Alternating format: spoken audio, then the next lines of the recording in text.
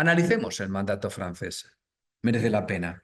Y además muchos de nosotros hemos estado en Líbano, con lo cual vamos a entender hoy mejor aquella visita que hicimos en septiembre del 2023 y que nos permitió conocer cómo Líbano era, podríamos decirlo así, un estado fallido. Francia venía anhelando el territorio de la zona de Palestina y Mesopotamia no ya desde la época de las cruzadas, que sí, sino desde la época ya de Napoleón. Cuando Napoleón desembarca en Egipto, no solamente quiere Egipto, quiere controlar el Oriente Medio. Cuando digo Napoleón, digo Francia, en su pretensión de llegar a la India, la joya de la corona británica, que por otro lado es el anhelo que en el segundo tercio del siglo XIX van a llevar a cabo los zares. Y van a intentar, primero controlando el Asia Central, proyectarse hacia la India. Lo hemos explicado a propósito de las clases que dedicamos a Irán. Es el gran juego, the Great Game, que se llamó esa suerte de guerra fría entre el imperio zarista y el imperio británico, con un Irán actuando de estado tapón, pero repartiéndose las zonas de influencia entre los rusos al norte y la zona del Cáucaso y los británicos al sur. Francia, por tanto, anhelaba, como digo, desde la época de las cruzadas, pero sobre todo desde la época de la Revolución Francesa, controlar esa parte del territorio. Así que la injerencia va a empezar muy pronto. Los libros de texto libaneses, donde explican cómo surge el Líbano moderno, toman como referencia a este Emir Bachi II Chehab. Es un señor que va a intentar levantar del control del sultán de Constantinopla el Líbano. Lo que sucede es que fracasa y va a exiliarse. En la montaña libanesa, que ya lo he dicho antes, pero lo voy a volver a reiterar, la montaña libanesa es esa enorme falla geológica que está después de la cordillera del Monte Líbano, hacia el interior, por el que hay que ir hacia el Valle de los Cedros, que son alturas de 4.000 metros, donde los libaneses hoy esquían, que tienen esas enormes alturas, pero con unas fallas geológicas tremendas. Es decir, que es un territorio inhóspito, abrupto. Un territorio inhóspito y abrupto que a lo largo del tiempo ha estado controlado por maronitas, que son cristianos, que siguen el rito católico, pero también hay cristianos ortodoxos que no van a querer saber nada del Gran Líbano, ya lo voy adelantando, y también los drusos, que son una escisión ideológica del chiismo desde el siglo XI, sí, y que tienen un ritual propio.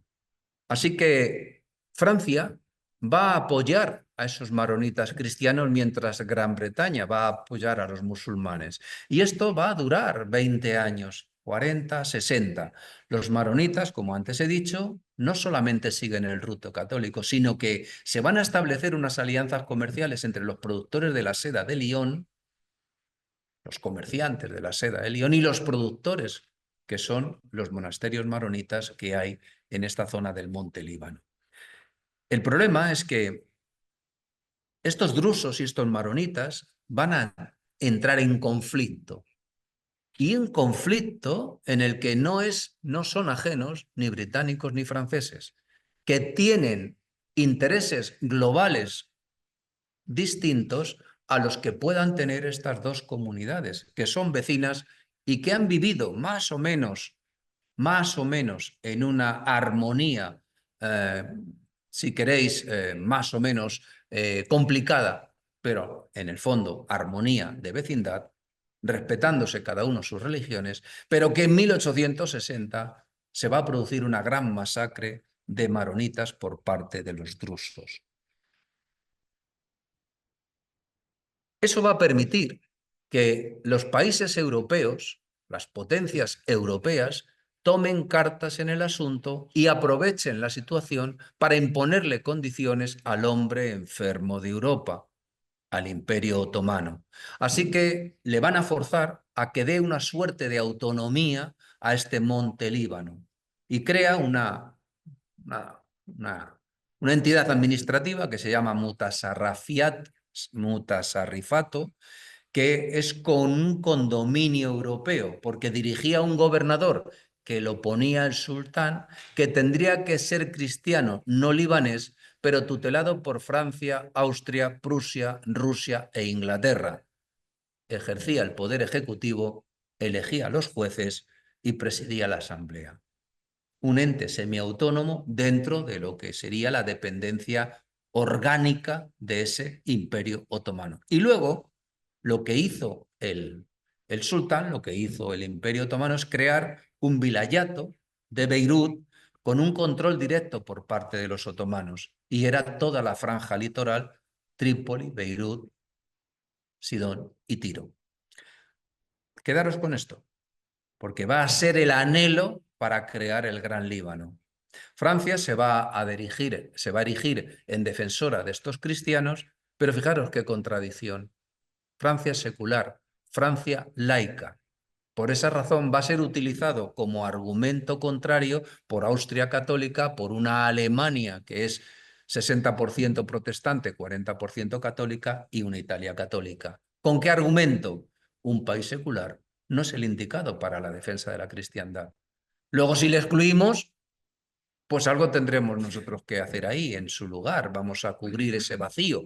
Lo que pasa es que León XIII lo va a aclarar y le va a decir al cardenal Langinet, que es arzobispo de Lyon, Francia tiene una misión especial en el Oriente que la providencia le ha confiado. Punto. Aquí se acabó la historia. De alguna forma sí. El destino manifiesto, de alguna forma sí, en este caso aplicado al Vaticano. Y aquí veis con más detalle lo que estoy hablando. Ese vilayato de Beirut empezaría en una parte que hoy se corresponde con parte de Siria y llegaría hasta la zona de Nablus, en la actual Palestina.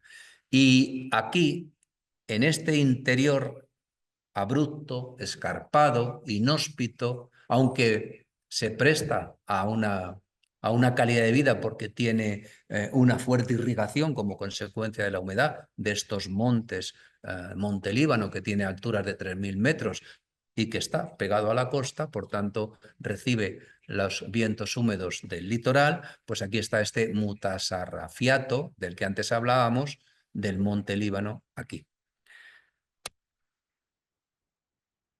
¿Cuál es el argumento que van a utilizar los franceses para penetrar el Líbano?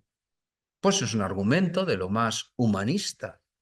Es una misión civilizadora que está muy bien analizado por Barrow en un libro que tenéis citado en la bibliografía, en un artículo, perdón, que tenéis citado en la bibliografía y que lleva a cabo a lo largo de 27 páginas. Muy interesante y que recomiendo leer. ¿Sobre qué ámbito geográfico actúan Líbano y Siria? Justo lo que le van a imponer en el acuerdo de Sykes-Picot. En 1891, en esa presencia constante y perseverante de los franceses, sobre todo y fundamentalmente en el Líbano, van a construir un ferrocarril que una, y es una auténtica obra de ingeniería, que una Beirut, que está en el nivel del mar, con Damasco.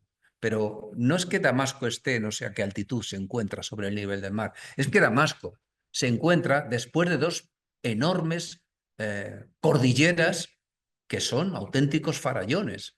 Monte Líbano, con 3.000 metros de altura, luego el Valle de la Bekaa, que es una falla geológica muy fértil como consecuencia de la irrigación de estos montes tan altos, y luego el Antilíbano, que son, entre otros, ahí se encuentran los altos del Golán tan famosos, de 2.000 y pico metros.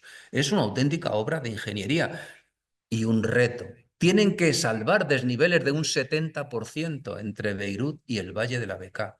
Los que habéis estado conmigo en Líbano, recordad cuando empezamos a subir desde Beirut en el autocar, no veías el momento de llegar a coronar el monte Líbano.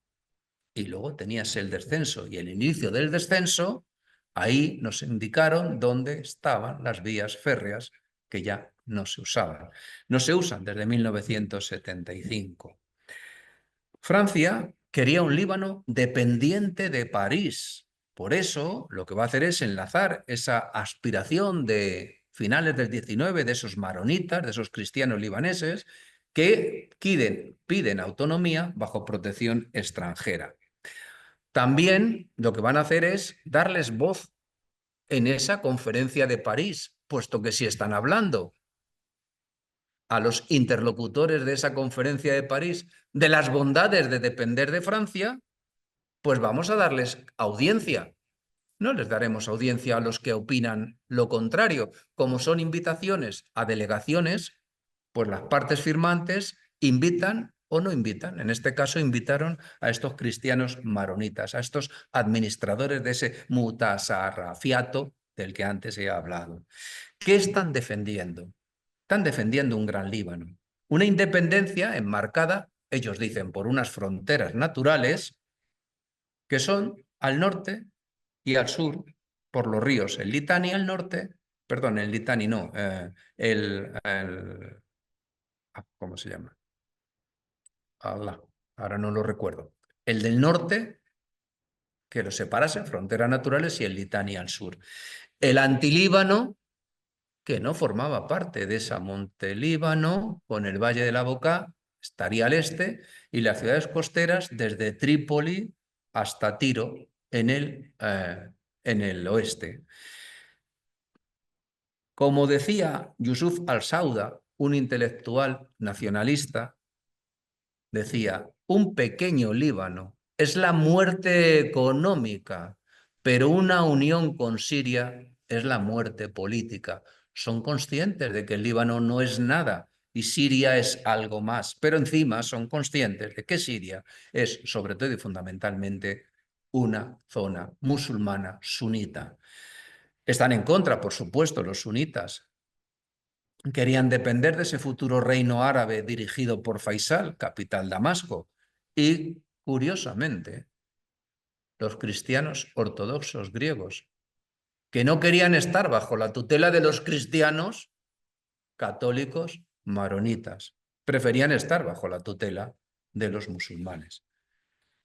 Independencia de un posible pacto entre Francia y Faisal se materializó en diciembre del año 19. Como he dicho al inicio de la clase, Faisal firmó acuerdos de reconocimiento de los judíos y también de la segregación de Líbano, de este gran Líbano, de ese supuesto reino árabe que todavía anhelaba que le iban a conceder.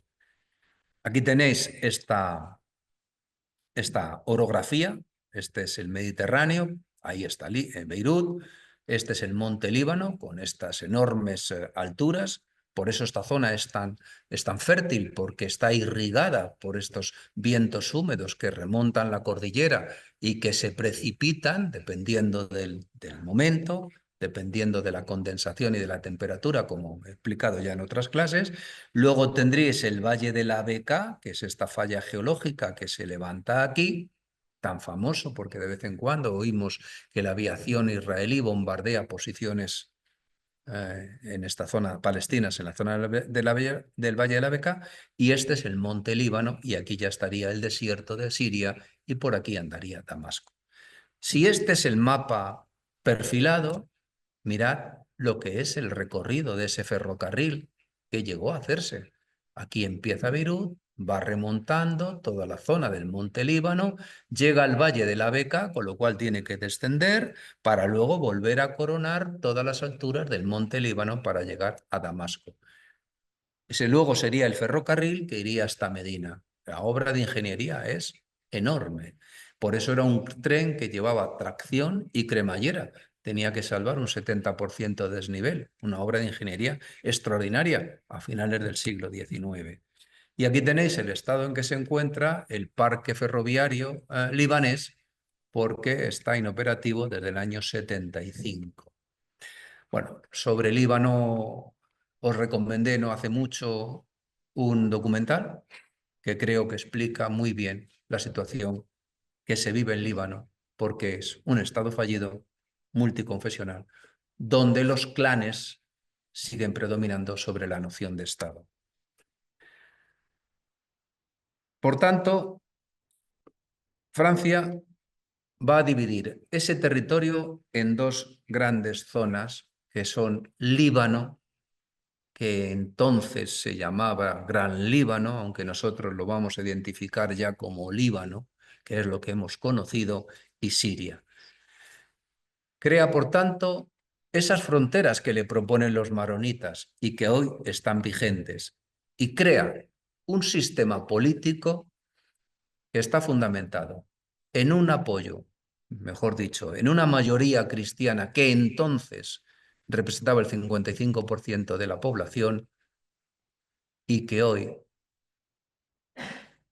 no se hacen censos desde hace ya decenios, porque hacer censos significaría constatar que la población cristiana ha disminuido en beneficio de la población musulmana, que se ha visto incrementada con la llegada de los palestinos en los años 70. Y eso alteraría el estatus político del Líbano, que dice que el presidente de la República ha de ser cristiano maronita, no cristiano, cristiano maronita. El primer ministro ha de ser musulmán druso y el presidente de la Asamblea un chiita. Así que, siguiendo a Anne, el argumento del patriarca de Beirut es claro, es contundente, pero además es que va a ser reiterativo. ¿Cuál es el argumento para decir que necesitamos eso, que somos una entidad por sí misma? Sin remontarnos a los fenicios, los libaneses han constituido siempre una entidad nacional distinta de los grupos vecinos, por su lengua, sus costumbres, sus afinidades, su cultura occidental. No hay que sorprenderse.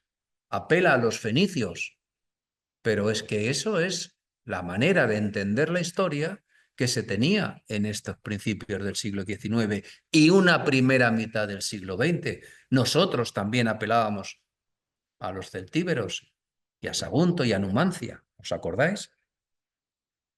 El 24 de julio, los franceses han derrotado a Faisal porque los británicos se han retirado y queda ahí, en la zona de lo que hoy es Siria, queda ahí un ejército irregular que defiende los intereses de Faisal. Así que se manda al ejército francés, más moderno, mejor pertrechado, y le derrotan.